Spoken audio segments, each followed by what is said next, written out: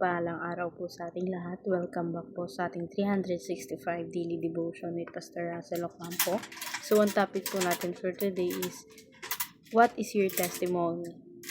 At, syempre, patuloy pa rin po tayo sa ating Bible Character Edition. So, ang concept po natin for today is, Moses and Jethro.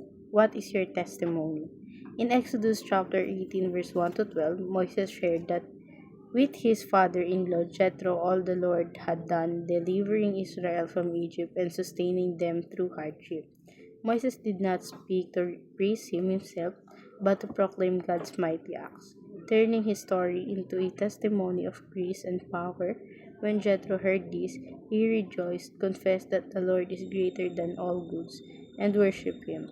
This passage shows us that faithful testimony can lead others from hearing about God, working to honoring and worshiping Him as a Lord.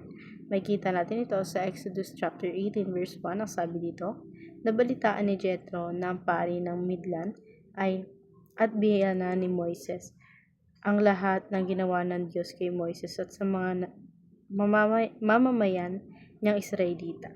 Nabalitaan niya kung paano inilabas ng Panginoon ang mga Israelita sa Ehipto. At ngayon po, share ko po yung mga natutunan ko sa naging topic po natin for today. At magsisimula po tayo sa ating teaching. First teaching po natin, we testify to boast what the Lord has done. So, tayo ay nagtitestimony tayo sa harapan ng mga tao. Kung gaano kabuti yung Panginoon sa Kristo sa buhay natin, kung ano yung mga nagawa sa atin, Lord. Sa ating second teaching naman, we testify to cause others rejoice in the Lord. So, nagtetestimony rin pala tayo or sinashare natin yung mga naranasan natin sa piling ng ating Panginoon sa Kristo. Nang sa ganoon, yung ibang tao is matuwa kung gaano kabuti yung Panginoon. Sa ating third teaching naman, we testify to lead others to worship the Lord. So, nagtetestimony ka rin pala kasi gusto mong ikaw yung mag-lead sa ibang tao na ma-worship or mag-worship sa ating Panginoon na mas tumaas yung faith nila sa ating Panginoon. So, dadako tayo ngayon sa ating application. First application, embrace pain, sorrow, and weaknesses as the part of life. So, yung paghinagpis ng buhay mo, yung mga sakit na nararamdaman mo, and syempre yung mga pagkabigo sa buhay mo, dapat niyayakap mo yun, hindi yung itinatanggi mo siya or kinakahiya mo yung mga bagay na yun. Kasi, yung mga bagay na yun is magiging part talaga ng buhay natin. So, hindi mo siya dapat ikahiya.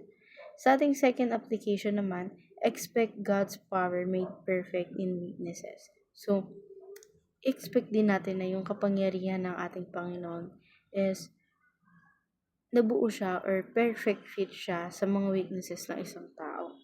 Sa ating third application naman, exalt God and lead others to exalt Him. So, i-praise natin yung Panginoon. And syempre, upang ma-praise natin siya, dapat nag-share lang tayo ng Word of God, hindi lang sa mga kakilala natin, but din sa mga tao around us.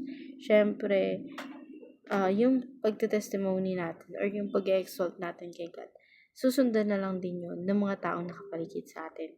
So, dadako tayo ngayon sa ating last part, which is yung discussion. To whom will you testify about the goodness of God? What will you say?